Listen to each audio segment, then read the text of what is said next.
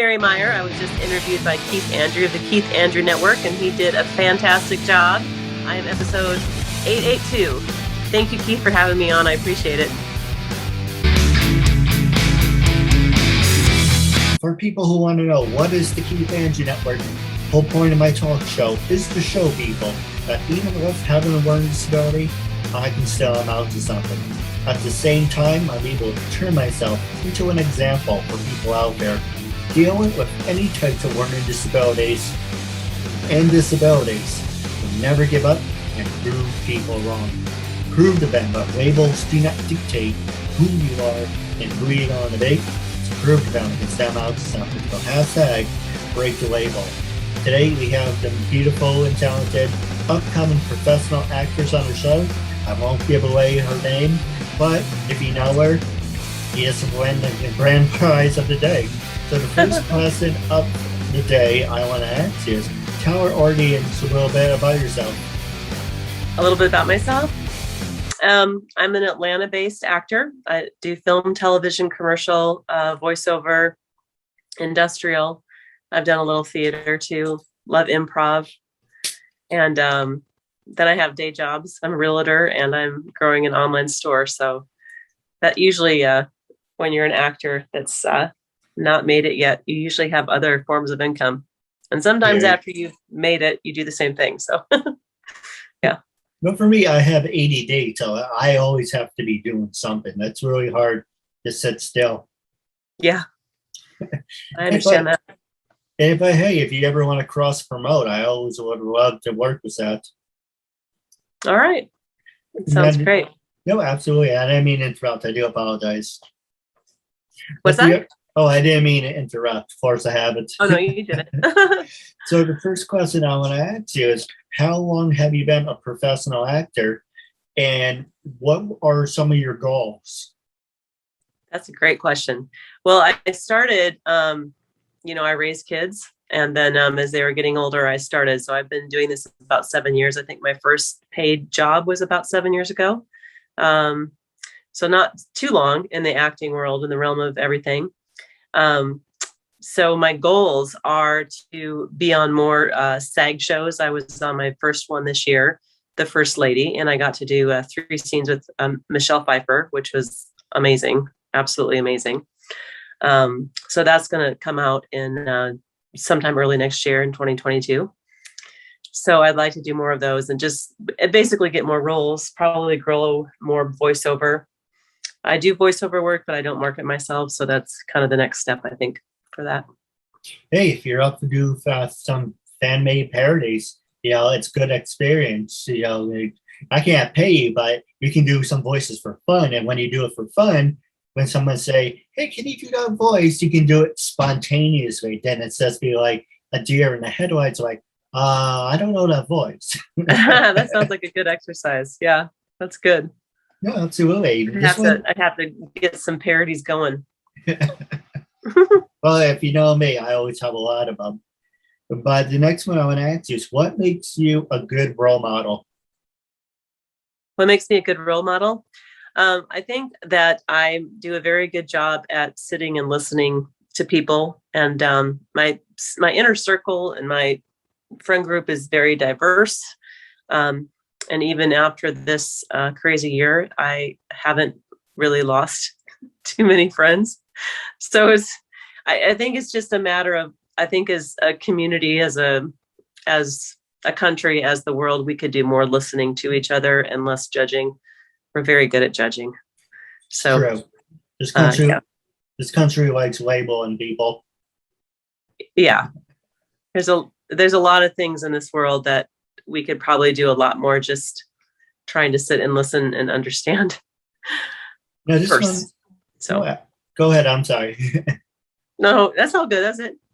So the next question I want to ask you is, when someone stops talking, it's like, okay, it's my turn to jump in, and then they jump in. That's fine. No worries. So that's the one thing I'm still working on. So I have to get the timing right. I think you're doing great. No, I appreciate that. Now, the other one you might find very interesting. What are the 3 greatest strengths you bring to being a professional actor? The three greatest strengths. Oh, well, okay. One, I imagine, is that I have a lot of depth of experience as a human from all of the different things I've lived through in life. I do think I can fairly authentically bring very high drama situations, and they feel real. And then I really enjoy comedy and kind of that comedic. I love comedy. I'm explaining it very well. I just realized my email is on and this should not be on. It's going to interrupt me. That's fine. Don't worry. I have that effect on people. Oh, you have that effect? See how you feel about this question. Okay. Because you do so many great things. What experience do you have in leading other people? For an example, use me for an example. If I want to follow in your footsteps, what experience do you have in leading other people? In leading other people? Well, of course, I was a mom, so I am a mom. But, I raised 7 kids, so that's a lot. Half of those are adopted. I produce some stuff, and I feel like I do as a leader, what I tend to do is be very collaborative and go back to the listening. And also when there's an issue, you take the responsibility for it. So those 2 things in leadership, I think, are critical. You collaborate, find out what people's strengths are and help them develop those strengths. And then when there's an issue, it stops with you, and you figure it out, even if it's not your fault. No, I agree with you 100%. It's funny you mentioned you had 7 kids. I'm the youngest out of 6. Are you? That's awesome. So only one number difference. Yeah, that's a big family. No, did you ever attend any acting classes? Oh yeah, for years. I started in Nashville, which is where I lived when I started, and Alan Dysart, who did he did soap operas back in the day. So he's a very good teacher, and it was on camera acting, and I liked that on camera work. It's kind of hard to find those classes, but the auditions were put on tape, and I think that's helpful when you're a film actor, because it's not, stage acting is different. You have the whole platform to move, but film acting, you have here to here, or you have here, and like you learn your framing, what the framing is, and then you learn how to act within that frame. And I think that's pretty critical. And then also because he taped it, then we could watch it. And so I think that's the best teacher too, is watching yourself and getting practice, trying to be real with the camera in your face. I think that's a very hard thing. And I think that should be in more acting classes, honestly.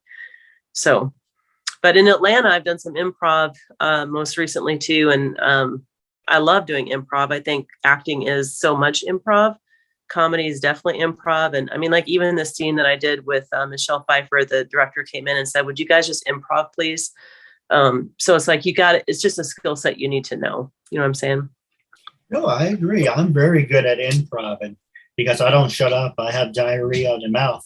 But when someone says, "Okay, read a script," for me, I'm not like you. I was like, "Okay, here's the script. Okay, I got it."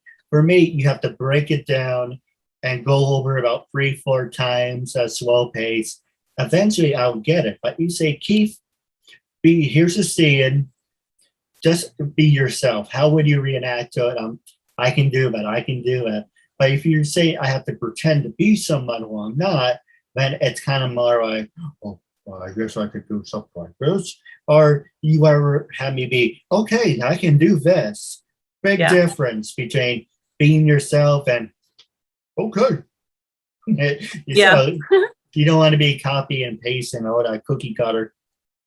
No, the best thing to do is to find yourself in the character. Whatever that character is, it's going to be you because it's you. So it's like to find that part of yourself that imitates the character is the best way to go, I think. This one sounds really interesting because, as you mentioned, you are a mom of 7. So not to get too personal, but I want to ask one question. You can always tell me to shut up about it. Mm-hmm. What age groups do you have the most experience working with? And do any of your sons and daughters want to be an actor, follow in your footsteps? What age groups I have the most experience with? Let's start with that one. Probably, I've worked with all age groups, but if they're going to be my kids, anywhere from elementary through 20s, honestly. They do a pretty wide range. And I have a daughter who studied, acting and creative arts. And so she mostly does dance though, but she's very creative and it's a very good actor. So I have one. Yeah. No, absolutely. Hey, hopefully hey, monkey see, monkey do, but hopefully the others follow their hearts and dreams. It might be acting, it might be stand up, but Yeah. you are a beacon of something to look up to. Thank you. I didn't really start till my kids were old too. So it's like I wasn't doing this when they were young and formative. So I probably should have been. I started my talk show when I was back in high school, 2004. About when I was 16. Didn't take it seriously. I should have. I had my head up my ass. Then I got sick. In 2013, I was about 25, 26. And then I'm like, okay, this is what I want to do for the rest of my life. It's another involved story.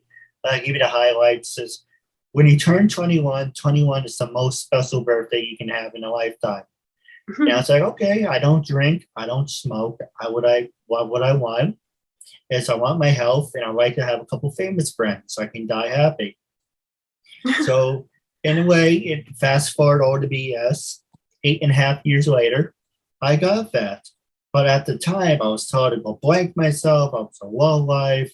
I know it sounds like if I randomly walked up to you and messaged you like, hey, my name's Keith. I have a disability. You seem really nice. Can I have your friendship?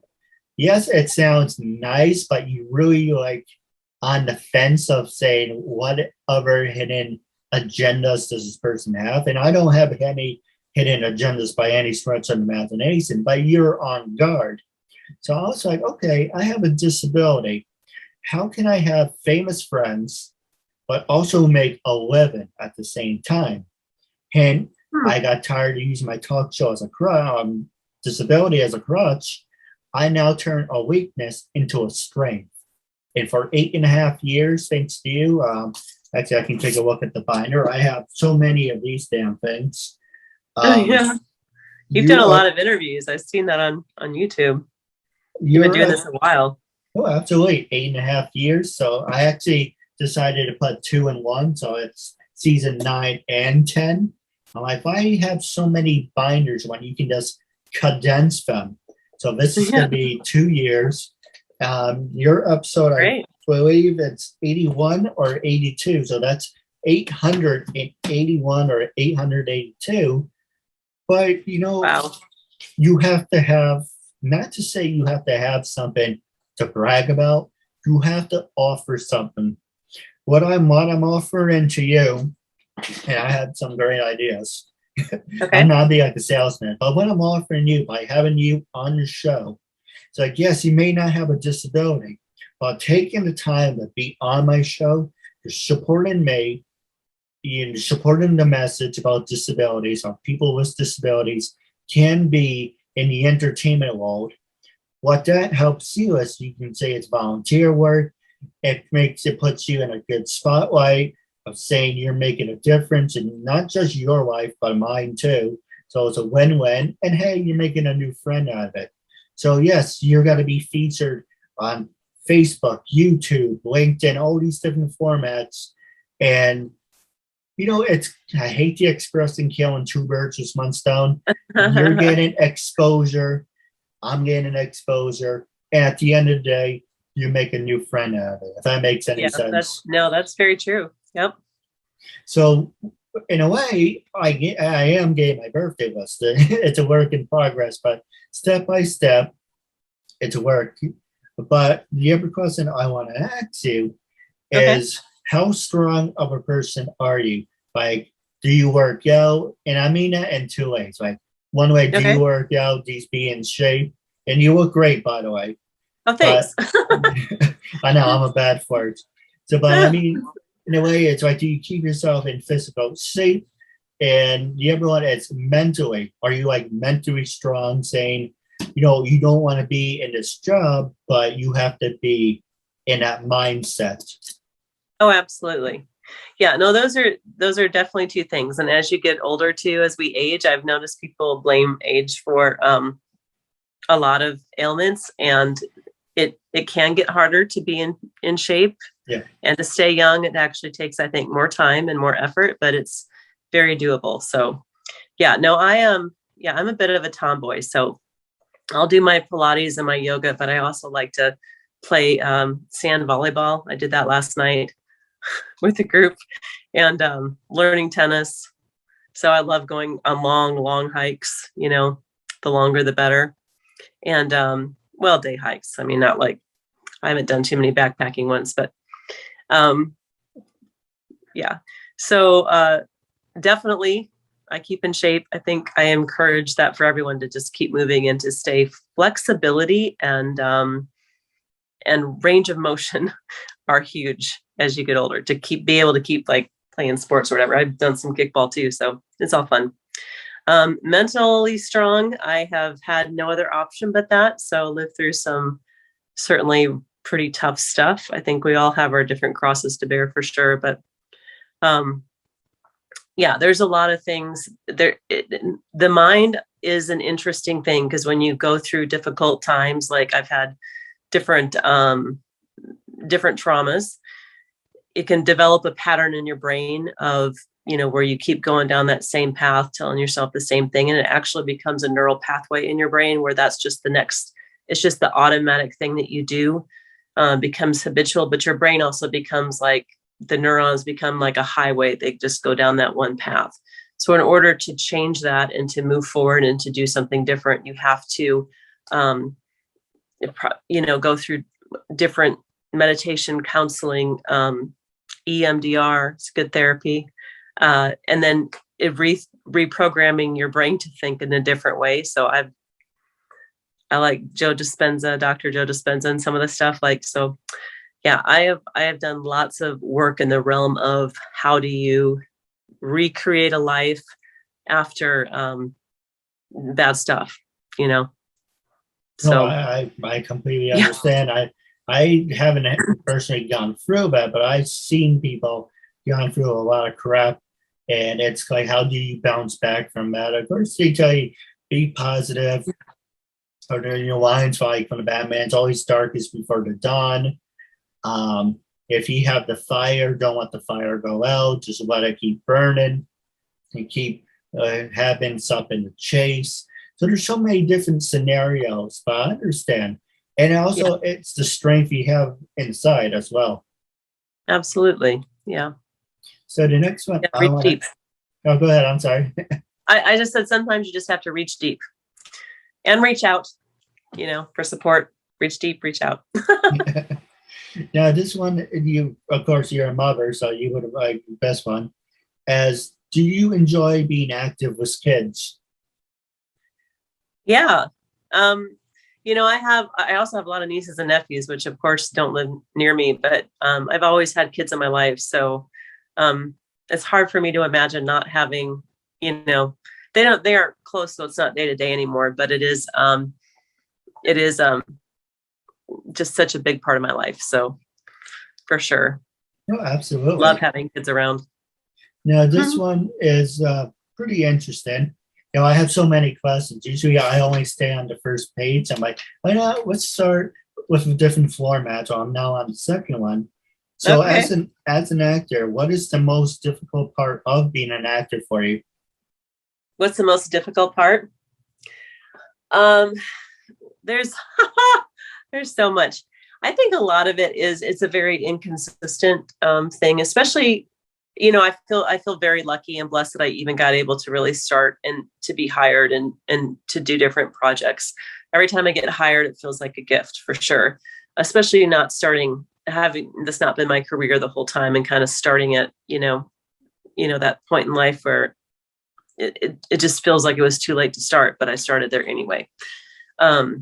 So one of the hardest things is just the not knowing when the next audition is coming, when the next job is going to get booked, when is the ball rolling? Is it not rolling? How fast is it rolling? is, how's it going to work looking forward? And I think that's something that most actors face. And it's pretty isolating too. And it's hard because you can't, if you have just a regular job, it has to be super flexible, because if you book something, you could lose your job, right? So most people take gig work. So it's different. They work late hours. I mean, they don't have a consistent job. So it's just very hard piecing life together. I think as an actor, when you want it, and when your goal is to pursue it as a career, there's a lot of obstacles. And isolation can be one of them. And for creatives, like, we really aren't made to be isolated, but it does tend to be, as you rehearse lines, you're by yourself usually, and as you memorize, and even filming, that should be with somebody, but it's usually on Zoom now. It's just, there's a lot of difficulties with that, I think, trying to figure that out and make it work. No, absolutely. Yeah. I'm just staring at the shirt that you're wearing. It's really nice. I actually like that pattern. Thank you. I film in this shirt a lot. They pick it. It isn't really it wouldn't have really been my first choice, but I'm like, I get asked to film in it so often that I'm like, well, must be something to it. So the reason I mentioned shirt, it kind of reminds me, not exactly like it, but similar. My grandparents had these wallpapers, so sunflowers. Yeah. And I was like, what? This shirt, it's really nice. And not saying that it reminds me of sunflowers. It just more a thing. It does have that. No, I know what you're talking about. It does have that. I think that's why I was never drawn to it. It kind of has a wallpaper look to it. But then it's just, I don't know. It's in now, I guess. True. I don't know. At least the people who put me in wardrobe pick it all the time. So I'll go with that. So the next one I want to add to is, besides me, obviously, have you worked with people with disabilities? And are you willing to work with people with disabilities? Absolutely. I haven't really had the opportunity to work with acting with anyone with disabilities, which is kind of maybe to your point that there could be more of that. So for sure. I work with, and like I said, my inner circle is pretty wide range, and I adopted kids who were teenagers, didn't speak English. And so they were not the classic disabilities, but they were behind the 8 ball and had to have special services and stuff for all that. So, I understand working with people with where they are, and we all kind of have different, we just all come from different places, right? And different abilities. You seem very able to me. So, I know whatever you came to the world with, you're doing everything, you're doing everything, right? So absolutely. I don't know what else you can ask of a person, but to take what they have and use it. So these two questions, you might hopefully you would like them, but never asked them before. Have you ever experienced an actor who had struggled to perform, not in that way, obviously, and okay, well, let me do that again. Not a dirty question. Okay. For people out there, have you ever experienced an actor who had struggles to perform, and how have you resolved the problem? Struggle to perform in their acting role? Yes. Thank you. Yeah. Well, I think it's really easy to be encouraging to someone. That's happened several times. I can think of one time on set where someone was just having, I think it was a little bit of anxiety because maybe she hadn't been on set as much or recently. And it's just sometimes going, hey, you got this. It's easy. I've had to work sometimes with people who aren't necessarily actors. And it throws you off. I think people think it's easy, but when the lights and the camera are in your face and there's a bunch of people around, it's really not as easy as you think it's going to be. And that's so with them, I would say just stay focused on me. And I've gotten really comfortable with working with people, and I feel like I know that I can, for the most part, help guide someone and bring some comfort level if they're not there. I was recently on film in a show too with some theater actors, and I was a little bit surprised that they said they were like thrown off at the improv thing. We're just kind of a little thrown off by the film thing, and but a lot of theater actors and film actors go in between that very fluidly. So I didn't have a chance to talk to them about that, so I didn't really get to the root of what that was all about. But yeah, I feel very comfortable. I mean, that's, I think, part of being an actor is making sure whoever you're with in the scene feels comfortable. And usually there's a senior actor, which is not always me, right? But that's kind of like the one with the most lines, or that's carrying the scene or whatever like that. So yeah. No, understandable. Yeah, Yeah. I do have a couple questions for you off the air, but it's 1 minute left. How I'm going to end the show is I want you to be brutally honest. When I first approached you to be a guest on my talk show, what made you say yes? How do you feel now, and would you recommend it to other people? Oh, I absolutely would recommend it. No, I was happy that you asked me, and I think my life was so busy that I kind of just kept putting you off a little bit, but that's just life busyness. So I'm thrilled that I got a chance to do this. I think you were doing a wonderful job interviewing. You're an expert interviewer. That's what I think. So this has been a very lovely experience. Thank you for having me on. I appreciate it a lot. No, absolutely. And like I said, you make a new friend out of it. And by the way, you are episode 882. Let us remember, I did one yesterday. That's why you should write things down. But with that being said, I have a couple questions for you off the air. But the first thing I want to say to our fans and listeners, make sure to like and subscribe to the Keith Andrew Network, available on YouTube.com, Facebook, hashtag Keith Andrew Network, hit the bell icon, and be notified. Brand new episodes are available. Make sure to subscribe to my Instagram and to our guests. Like and support. And until we meet again, I catch you later. Thank you, and have a good night.